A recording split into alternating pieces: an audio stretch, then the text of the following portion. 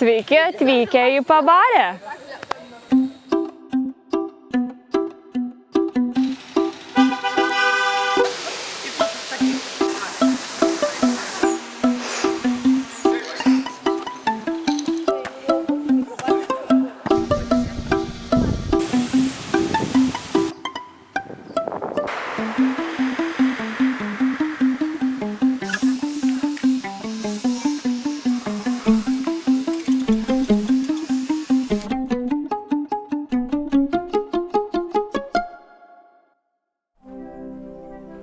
Na, mes kai atvykom, esam tokie jiems nauji veidai, tai ta pradžia buvo, kad turim susidraugauti, bet iššūkis, kaip susidraugauti, kai mūsų kalbos skiriasi, tai aš supratau, kad mums reikia kažkaip labiau ženklais, judesiais bendrauti ir netgi, kai susitarimus kartu kūrėm, supratom, kad ant lentos rašant žodžius mes nieko nesusitarsim, nes nesuprantam, ką jie reiškia, tai reikėjo kažkaip greit vizualizuoti.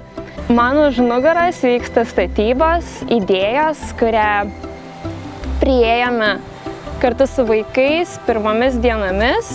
Gryninomės, kokioje vietoje norėtume dirbti, ko vaikai norėtų, ko jiems trūksta jų kasdienybėje veikti, ką jie norėtų maždaug statyti. Tada maketavomės ir iš to supratom, kad jiems visiems trūksta tarzankės, linksmybių, jie nori leisti laiką po medžiais. Ir taip priėjome, kad statome platformas, susikertančias tarp medžių ir lyną, kuris jungia tolimesnius medžius, kur galima nusileisti.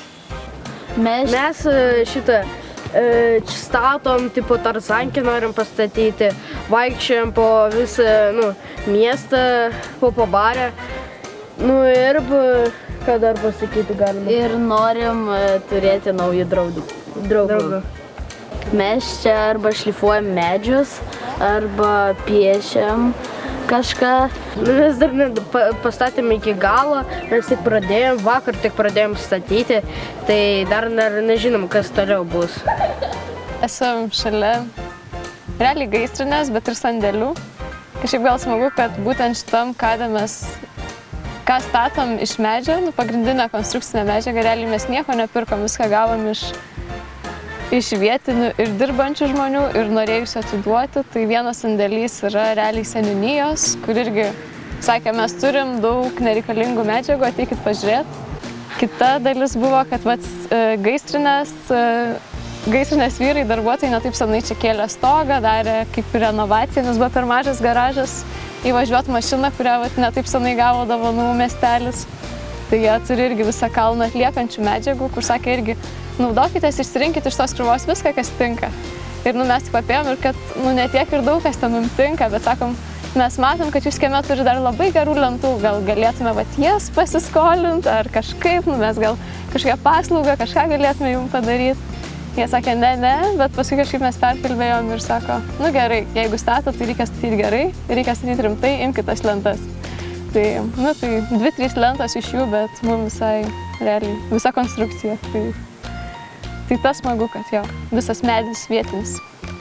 Man atrodo, kas gal svarbu ir pavyko mums per šias dienas, kad jei turim rimtą kažkokį darbą padaryti, tai prieš tai mūsų žaidimas jau truputį užveda į tą darbą. Jeigu ten, tarkim, darėm maketus, to viziją, kokią norėtume sukurti čia tą aikštelę ar tarzankę, tai prieš tai statėm aukštesnį bokštą iš to, ką turim, kad tos atrodo užduotis gal taip veda link jau rimtesnės užduoties, tai žaidimai. Prireikė laiko, kad mes užmirštume, kad mes vieni kitų nesuprantam kalbinių požiūrių. Kad aš, tarkim, šiandien jau galėjau dirbti, tarkim, mokyti kažkokį vaiką, kažką šlifuoti, tiesiog pasinaudodama kūno kalba ir kažką padėdama palaikyti, jis jau pasitikėjo manim ir panašiai, ir aš pati jau nebijojau. Tai vaikai yra labai labai šaunūs, bet nėra taip, kad aš kažką pagalvoju, kažką noriu jam pasakyti, aš pasakau, jis mane suprato ir kažkoks grįžtamasis ryšys. Tai šitie dalykai buvo visiškai išsibalansavę ir atsirado gal tik tai paskutiniam dabar šitom dienom ir valandom, kai tu gali jau be kalbinio kažkokio dalyko kažką pasakyti lietuviškai ir jau jie beveik supranta, ką aš norėjau pasakyti ir tada, tarkim, klauso.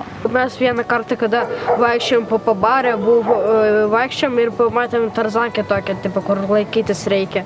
Nu ir pagalvojom, kad irgi norim pastatyti tarzankę, kad ta tarzankė buvo privati, tai norėjom pastatyti mūsų prie mokyklos tarzankę. Yep.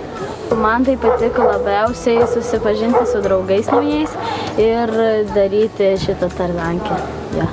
Man irgi labai patiko daryti tarzankę ir žaisti futbolą.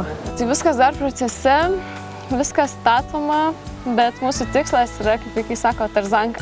Tai realiai jam turbūt pakanka lyno tarp medžių dviejų ir tai jau gana, bet mes statom dar kelias platformas, kad būtų galima užlipti nuo vienos ant kitos, kas nori, gal neturėtų vietos ir atsisėsti ar ant platformos, ar po platformą, nes vaikai skirtingi, vaikų daug ir kiti galėtų čiuožti, tai realiai ta mūsų technologija nėra labai sudėtinga, bet dirbant su kompanija vaikų ir komanda pačia, tai visai ir iššūkis. Vien įgręžti polius, padaryti taip, kad šitam reljefe tarp pušų būtų lygios aikštelės, kad aukštis, realiai topografija, kad irgi susilygintų viskas.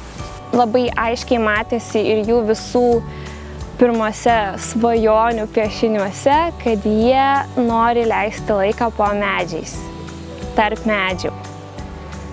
Gal susiję ir su tuo, kad pušys yra pabarės toks simbolis. Pabarė turi ir herbe pušų šakeles, tai jam kažkaip tas yra labai natūralu. Pirmą dieną turėjom ekskursiją po miestelį, apėjom, supratom, kad tų viešų erdvių netiek daug.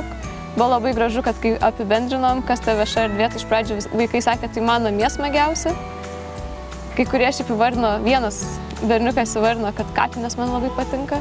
Kaip irgi supratom, kad vieša erdvė. Tada kažkaip galiausiai suvedėm taip, kad visgi tas pušynas, ten, kur yra netoli stadionas, futbolo aikštelė, krepšinio aikštelė, kad ten ta vieta, kur mes dažniausiai būnam, vaikai taip sakė. Ir tada bandydami sureziumuoti, kuri ta vieta kažkokia svajonių vieta, kur norėtume kažką keisti, tai beveik kiekvienam piešiny dominavo medis. Ir kai paklausiu, kuris tas medis, tai čia kažkuris ir mes tam pušyne esame, rodo arba tas arba kitas. Turėjom trosą padalinti dvi dalis. Viena dalis turėjo aplink medį padaryti kilpą, uždėti tokį sukimo aparatą, prie jo priveržti tą kilpą, kitą trosą priveržti prie to sukimo aparato, apjuosti, nutiesti iki kito medžio tą trosą ir ten tempti ir sukti. Kadas tai labai jaučiasi tas gebėjimas valdyti įrankius. Aš pagalvoju, kai aš buvau tokio amžiaus, 10-12 metų, aš turbūt niekada nebūčiau sugalvojus ten gręžti ar statyti. Čia atrodo, jie patys savo pjūklą atsiveža vyrukai. Sako, šitas kada mums per silpnas, mes turim geresnį. Ir varo, ir pjauna, ir toks, kur tiesiog žavu, bet... Savanoriai labai myli, faini, jie labai draugiški ir gali pasakyti, padaryti taip, kad mes norėtume daryti šitą tarzankę. Tai sveiki visi susirinkę į mūsų Kadros savanorių ir bendrai visos mažosios bendruomenės dalies darbo atidarymą, vaisių, kurį šiandien jums pristatysim.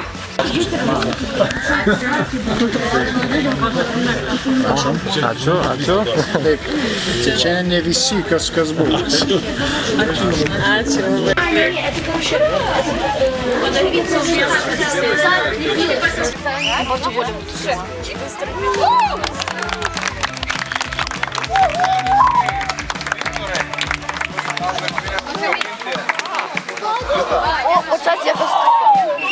Я бы на сеть не